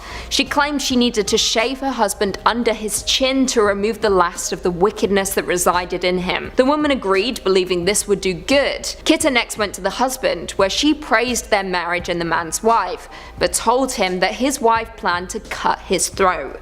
Straight up savage. He didn't believe it, but became a little paranoid, so one evening while in bed he pretended to be asleep, during which time his wife attempted to carry out her plan of shaving his chin. Her husband of course believed she was trying to kill him. Now don't fret, they didn't kill each other, but it did create the discord the devil was so hoping for, and Catacombs ended up earning herself a brand new pair of shoes. Good on you, kid. Coming in at number 5, Ghost Taxi. Back in 2011, Japan was struck by a 9.0 to 9.1 magnitude earthquake. It was the most powerful earthquake ever recorded in Japan and the 4th most powerful earthquake in the world since modern record keeping began in 1900. The earthquake triggered powerful tsunami waves that may have reached heights up to 40.5 meters, which is absolutely terrifying. Now, a few years after this catastrophic event, stories of ghosts, specifically ghost taxis, began circulating in areas that were directly affected by the tsunami. However, this isn't new. According to reports, many Tokyoites have been telling stories about spectral passengers since way back when. One common legend is of pedestrians hailing down taxis and asking to be taken to Ayama Cemetery. When they arrive, the driver tells them the price and turns around to collect the fare, but there's no one in the back seat. Very spooky. Now, this legend may have some merit, as it turns out the opening of the Chiada line in the late 1960s brought on some interesting problems as it ran directly under the cemetery. Now, the legend goes that some of these souls got lost on the trains and they're attempting to get back home via these ghost taxis. It's actually pretty sad. Coming in at number 4, the Regina of Akasaka Road. This is a legend popular among students who have taken a history class nearby Sophia University. Kino Kunai Saka is a hill running past Akasaka Palace towards Akasaka stations and serves as the setting for this dark and haunting legend. I quote, "A man hears wailing while walking down the slope at night and sees a beautiful girl, dressed as if she is from a wealthy family, weeping on the banks of the moat. The man stops to ask her if she's okay and to console her, but the girl continues to weep while hiding her face behind one of the long sleeves of her kimono. While he keeps on pleading with the girl to stop crying, she slowly rises up with her back turned to him and then turns towards him and wipes her face with her hands, as if to wipe away tears. But it turns out she has no face, just a blank slate where eyes, nose and mouth should be. The man screams in fear and runs up the hill as fast as he can, away from the scene, not stopping to look back. He spots a lantern far up the road. Exalted, he runs towards it, although it turns out to be a lonely sober cellar rather than a dwelling. Upon reaching the cellar, he drops to the floor and breathlessly tries to explain what he just saw. The sober cellar replies, rather unsympathetically, "Was it something like this?" and waves a hand across his face, after which all his features disappear and the entire area becomes dark. Now, there is a name for these faceless creatures. They are referred to as Nopero Bo, or faceless ghost, which are Japanese yokai that look like a human but have no face at all. They are primarily known for frightening humans, but are usually otherwise harmless. They will appear at first as ordinary people before causing their features to disappear.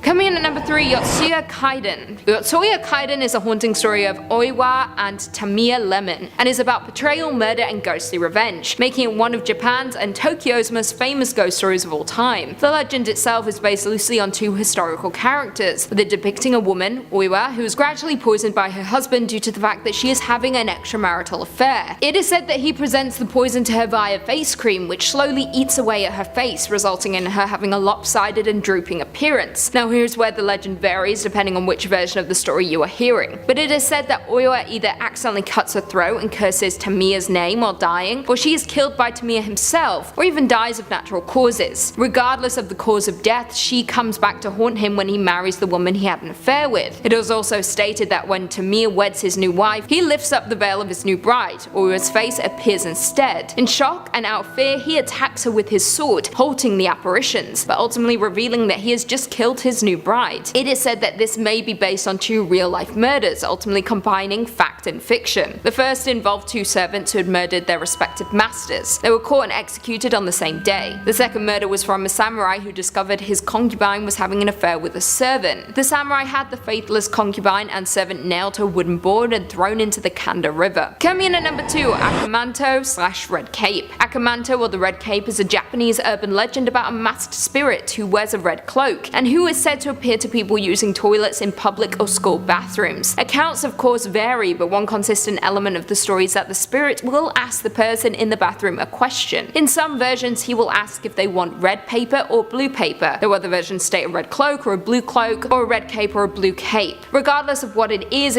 always blue or red, and regardless of the colour, no matter what option is selected, the person will always be killed. Specifically, if the person chooses the red option, they will be lacerated in such a manner that their body will be drenched in their own blood.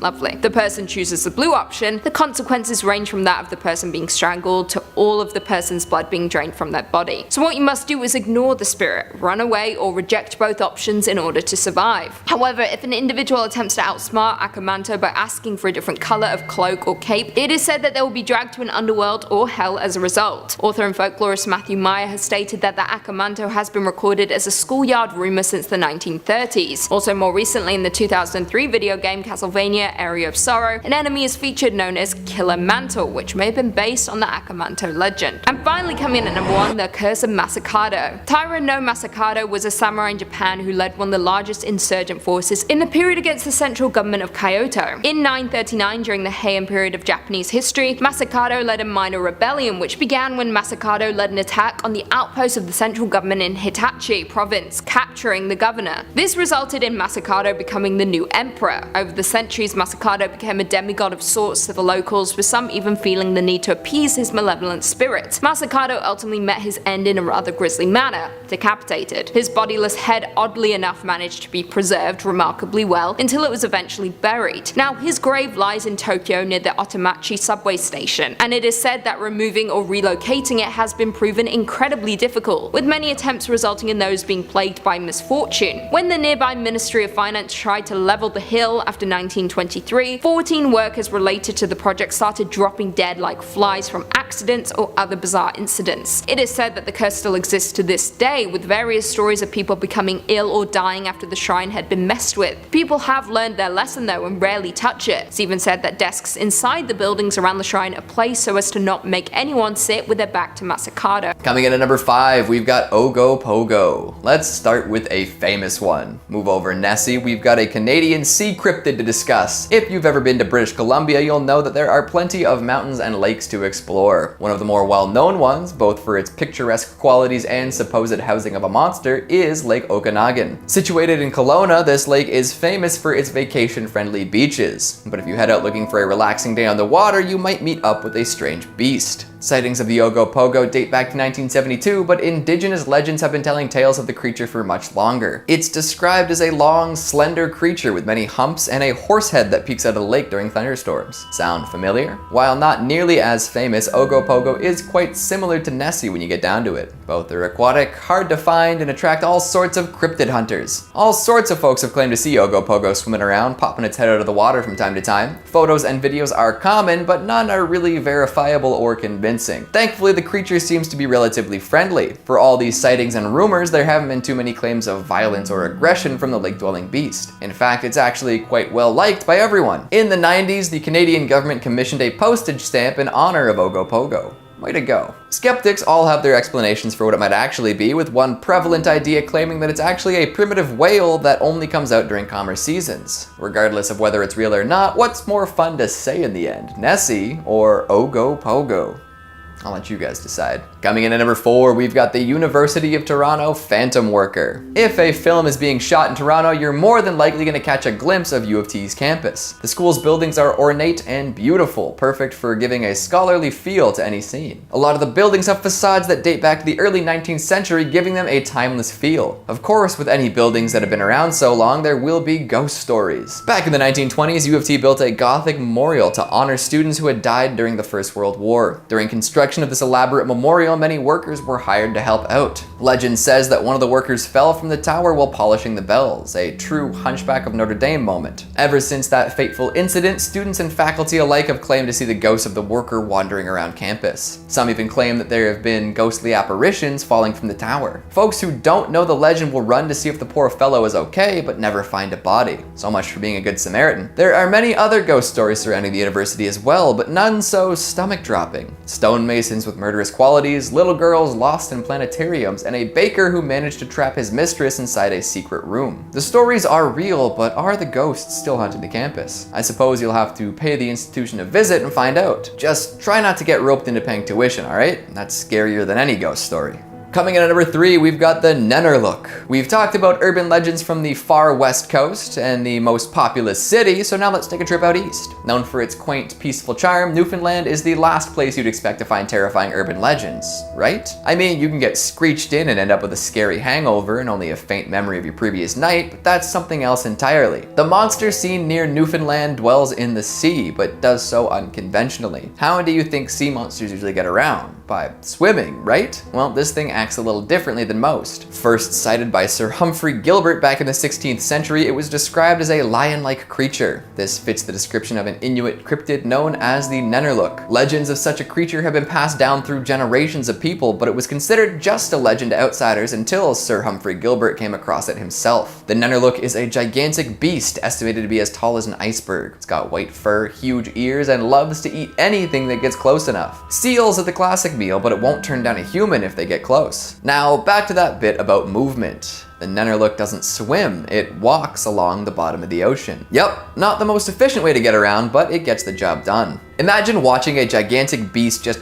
walk out of the sea towards you. This is also the reason why people say that it's not really ever seen away from shore. It makes sense considering how deep the ocean is. But if you ever spot a little antenna poking out of the water, it's time to get a move on. And if you ever hear a deafening roar, it's probably too late. Coming in at number 2, we've got the Cabbagetown Tunnel Monster. We'll return to Toronto for a moment, you know, because of the urban qualities of these legends. Get it?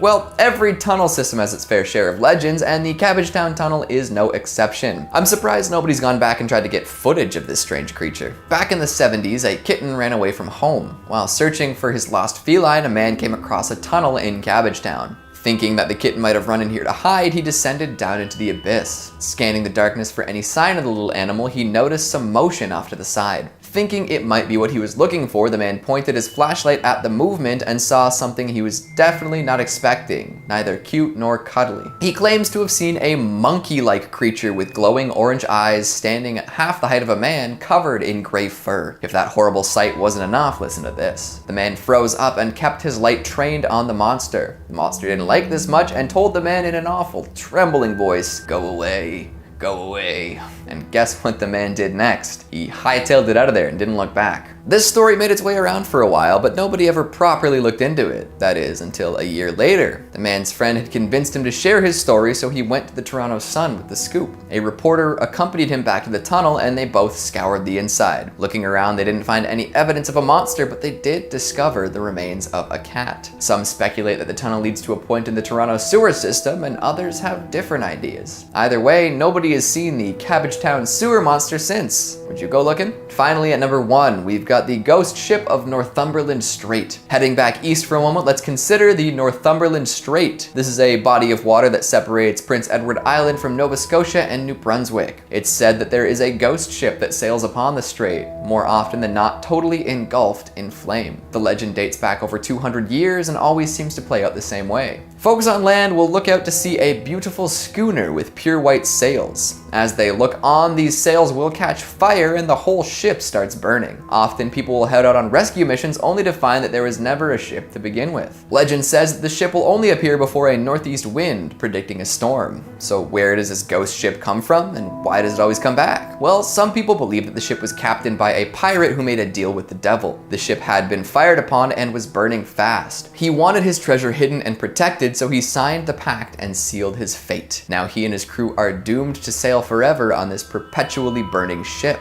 Yikes.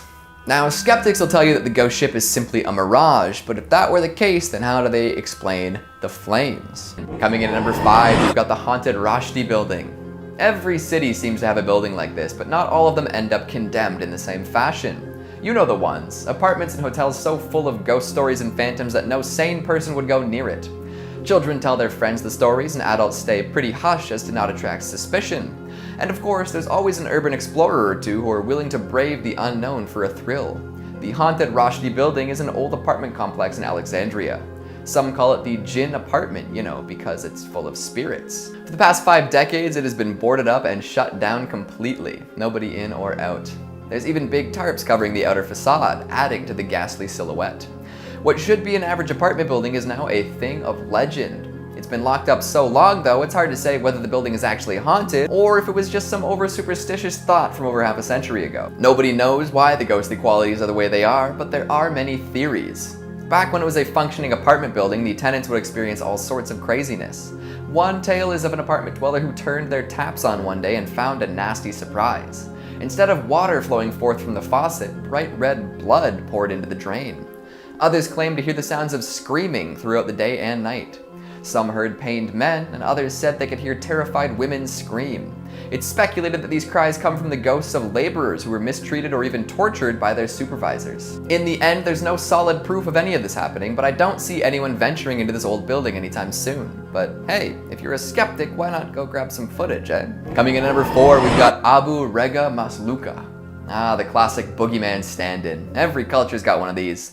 Western culture has the boogeyman himself, Spanish culture has El Coco, Britain has Spring-Heeled Jacket, and Egypt has Abu Rega Masluka. This monster is a favorite of parents everywhere. Those raising young children often lean on this monster in order to keep their little squires in line. The tale of the boogeyman is a classic, an unknowable, non-specific monster who will come and take you away if you're not behaving. The Egyptian version is extra terrifying though because his body is totally burned all over. Kinda like Freddy Krueger minus the stripes and the claw. Just as willing to teleport around and haunt dreams though. Apparently he is made from the remains of a child who didn't listen to his parents and ended up being burned alive by accident. Often if a child is acting up, their parents will tell you, smarten up, or he'll come and get you. This is usually enough to scare the little rapscallion stiff.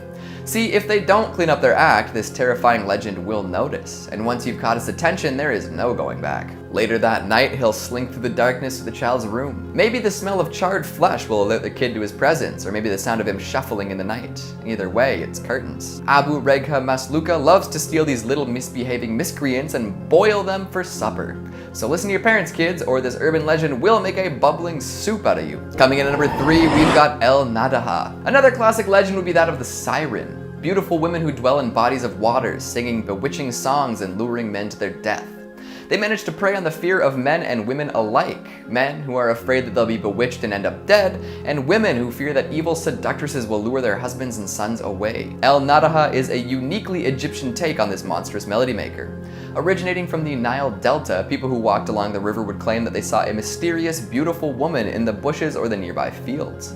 During the day, she dwells in her underwater cavern, but at night she ascends to the surface and searches for victims. She'll call out a man's name, chanting it over and over, which more often than not will lure her chosen prey to his doom. No matter what he's doing, he'll drop everything and walk over to El Nadaha in a trance. This usually results in him walking straight into the river until he drowns. Forget swimming, he'll be too distracted by the siren song. But wait, there's more! Some say that El Nadaha sometimes falls in love with the man that she's calling. When this happens, she'll take him down to the underworld and marry him. For a while, they live in marital bliss, whatever that means in an underwater cavern, but invariably she'll kill her husband. After committing matricide, she'll bury his bones in her cavern to ensure that her secrets never make it out to the world at large. What do you think? Worth it? Coming in at number 2, we've got El Silawa. Originally from the times of the pharaohs, these wolf-jackal-fox hybrids have many stories to their name. They're said to live in the mountains, deserts, and other remote places of Egypt. It's not often that one will come across this majestic beast. This is for the best though, as they have no problem attacking and eating people who act in ways they deem unacceptable. Back in ancient Egypt, they were said to attack anyone who attempted to trespass in a temple or graveyard.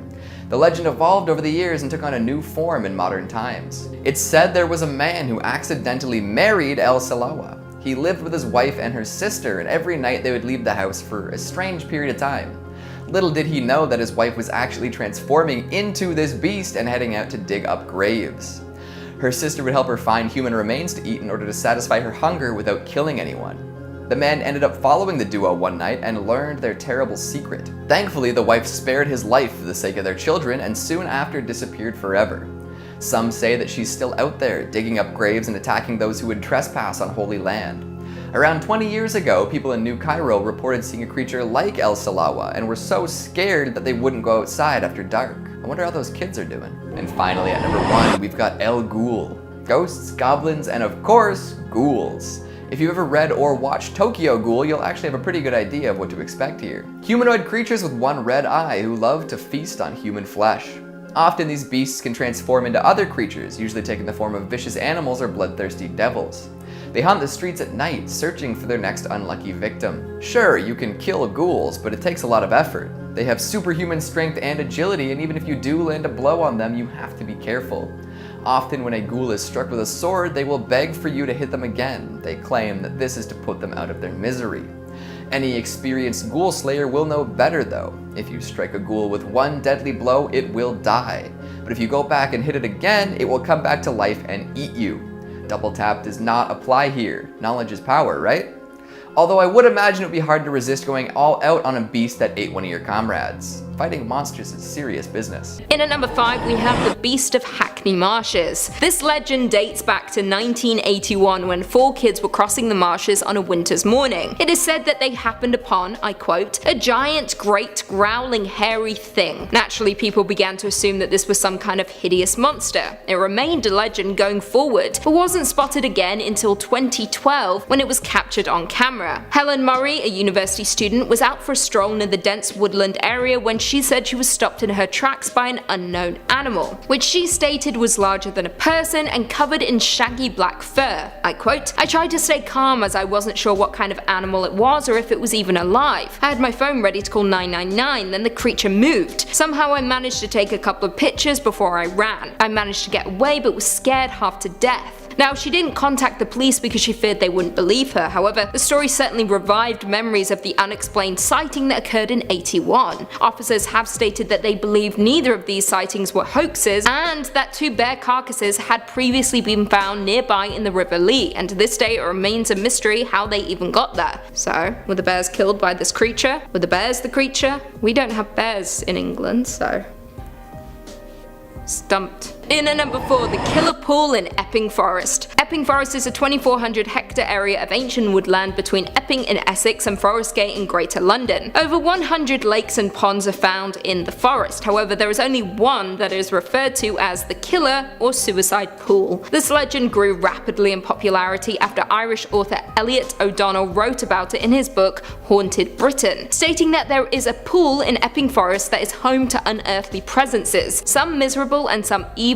Now, there is one story about the pool that goes as follows. Around 300 years ago, a couple engaged in a forbidden relationship, meeting secretly at the pond in the forest. However, the girl's father found out about the relationship and in a fit of anger he killed her at the pool. After learning about his girlfriend's death, the lover committed suicide at the very same spot. Following these tragic events, no birds were heard and no animals were ever seen in that area again. The water also became dank, and not dank in a good way, bad dank. On top of that, it is said that people with no inclination went on to commit suicide there, including a woman in 1887 and a young servant, Emma Morgan, who killed herself and her child. Jumping forward to 1959, a competition in a magazine was held to find the exact location of the pool. One writer claimed to know but refused to reveal the details, stating that the place was evil beyond measure. I quote, "The suicide pool is deep in the heart of the forest, far from any road. It is dank, evil and malignant, with an atmosphere unpleasant beyond description. It doubt if the sunshine ever penetrates through the surrounding trees. If it did, it would never lighten the black waters." In at number 3 we have the Ghost of the Grey Lady and Longleat House. Longleat House is an English stately home and the seat of the Marquis of Bath. The house was originally built by Sir John Tyne and was designed mainly by Robert Smithson after Longleat Priory was destroyed by fire in 1567. It took almost 12 years to complete and is often regarded as one of the finest examples of Elizabethan architecture in Britain. Sounds magical, right? Well, it has a dark side, one of deceit and murder. It all began back in 1733, when Lady Louisa married Viscount Weymouth, who owned the Longleat estate. Louisa moved into the home with him, bringing with her a number of her own servants. It was said that she was fond of one of her footmen, who she described as loyal and true. Now, this favoritism wasn't taken well among the other servants, and out of jealousy they told Viscount Weymouth that the footman was having an affair with Louisa, which of course wasn't true. Now, this is where the story gets a little blurry. Some say Weymouth paid someone to push the footman down the stairs, while others say he did it himself. Either way, the footman broke his neck and his body was buried in the cellar. This took a toll on Lady Louisa, who developed pneumonia, which resulted in her death at the young age of 22. According to visitors of Longleat house, you can find a lady dressed in grey creeping along the house's corridors, especially close to the library where the footman died. Coming in at number 2, we have the Beast of Bodmin Moor. The Beast of Bodmin Moor is a phantom cat purported to live in Cornwall, England. The creature is said to be panther-like and black-furred, with it stalking around Bodmin Moor killing livestock. Sightings of the beast were reported back in 1978 after mutilated slain livestock were found in the area. Some people propose that the beast had escaped from a zoo, and as it was illegal to own one privately, the former owner could not report it to the police. It has been claimed that animal trainer Mary Chipperfield had released 3 pumas into the wild following the closure of her Plymouth Zoo in 1978, and perhaps this is what gave rise to rumours of the beast. Jumping forward to 1995, the Ministry of Agriculture, Fisheries and Food conducted an official investigation, with there being no verifiable evidence of exotic felines loose in Britain, and that instead the livestock could have been killed by indigenous species. However, less than a week after the government report, a boy was walking by the River Fowey when he discovered a large cat skull, measuring about 4 inches long by 7 inches wide. The skull was lacking its lower jaw, but possessed 3 sharp prominent canines that suggest it may have been a leopard. It was immediately sent to the Natural History Museum in London for verification, with them determining that it was a genuine skull from a young male leopard. And finally, in at number 1, we have Spring-Heeled Jack. Originating from Victoria-era Britain, Spring-Heeled Jack is a character from urban legend that was first supposedly sighted back in 1837. However, over the years more frequent tales have emerged. His name is said to come from his ability to leap over great distances and heights. Not too shabby. The very first sighting of Spring-Heeled Jack came in October of 1837, when a woman named Mary Stevens was walking to Lavender Hill when a tall coated man leapt from the building into the street. He then grabbed her with his metal claws and kissed her before tearing at her clothes. After her screams were heard, he fled the scene, leaping back into the building he came from. Following the encounter, more accounts occurred, with the most notable being the Alsop case. The Alsop case was one of the most widespread stories about Jack, with it being published in several newspapers. Jane Alsop recalls the moments when she was attacked, stating, "I answered the door of my father's house to a man claiming to be a police officer, who told me to bring a light, claiming, 'We have caught Spring-Heeled Jack here in the lane.' I brought the person a candle and noticed that he wore a large cloak. The moment I had handed him the candle, however, he threw off the cloak and presented a most hideous and frightful appearance, vomiting blue and white flame from his mouth while his eyes resembled red balls of fire." She also reported that he wore a large helmet and that his clothing, which appeared tight-fitting, resembled white oilskin. No one was ever caught and identified as Spring-Heeled Jack, which of course led to numerous theories of his nature and identity. Skeptical investigators have dismissed these stories though and claim Spring-Heeled Jack is a product of mass hysteria, which developed around various stories of a boogeyman and devil.